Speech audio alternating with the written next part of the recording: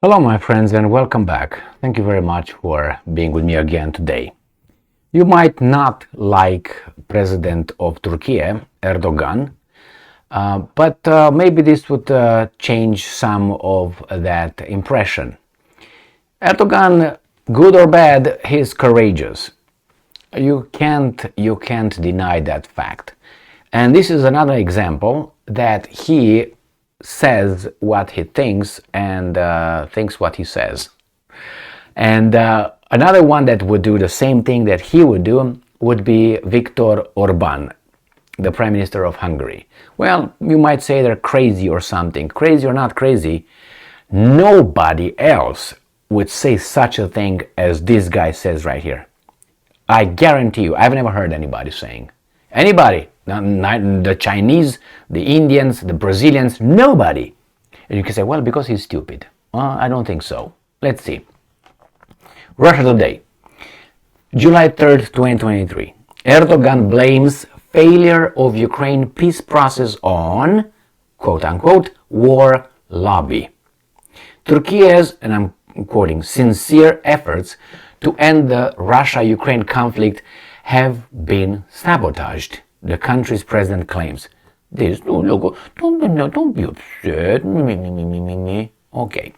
Efforts to resolve the ongoing conflict between Moscow and Kiev have been, and I'm quoting, obstructed and eroded by the war lobby. End quote. Turkey's President Recep Tayyip Erdogan has claimed. I tend to agree with him a lot. The president made the remarks on Monday while speaking to reporters in Ankara following a cabinet meeting, and I'm quoting, the diplomatic which were initiated with the Istanbul process and proceeded with captive exchanges have unfortunately been obstructed and eroded by the war lobby, end quote, Erdogan stated. Now you tell me who would say this?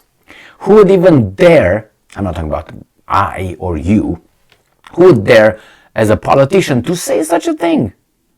He would be out of the office in no time, and after he apologizes like a worm. The president claimed Turkey itself had been targeted by said, quote-unquote, war lobby without naming any precise culprits. I can name them. If Turkey's peace efforts, PCS, had succeeded early on the conflict, most of the destruction could have been avoided, Erdogan explained. Turkey hosted peace talks between Moscow and Kiev shortly after hostilities broke out in February 2022. The negotiations culminated into a preliminary peace deal, which was initiated by Istanbul.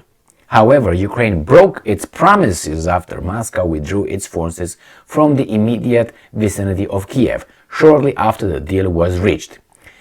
Russian and Ukrainian representatives haven't met at the negotiating table to discuss peace prospects since then. Moscow, however, maintains that it is ready to resolve the crisis through diplomatic efforts, while repeatedly blaming the collective West for pushing Kiev into a war, end quote, to the last Ukrainian, end quote. The Ukrainian leadership, for its part, has explicitly prohibited itself from ever engaging in talks with Moscow while Russian President Vladimir Putin remains in power.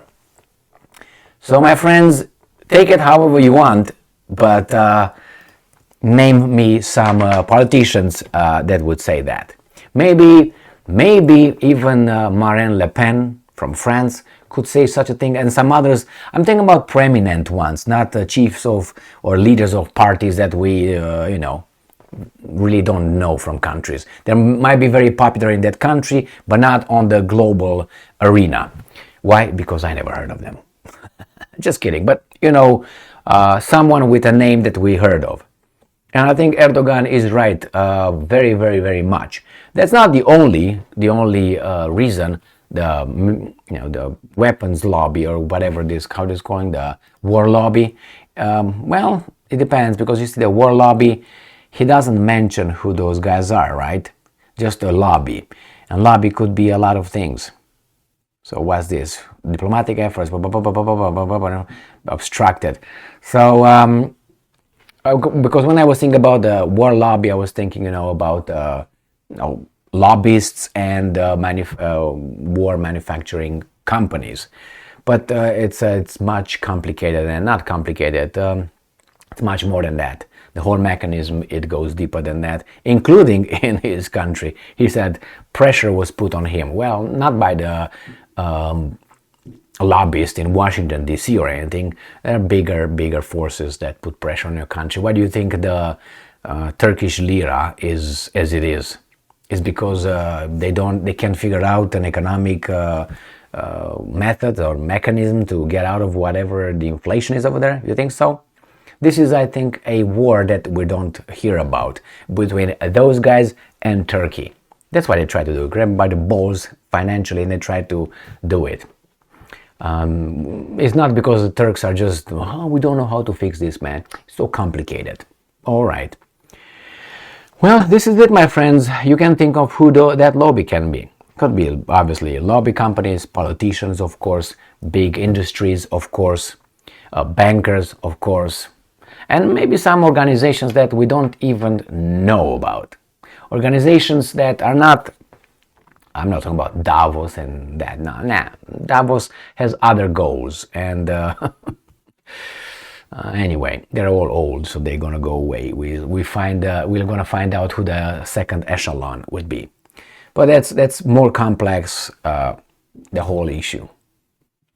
He's still alive, he got re-elected, and probably is going to die in office, or maybe he's never going to die. Thank you very much for being with me again today. Stay strong, stay smart, look for the truth, and be just.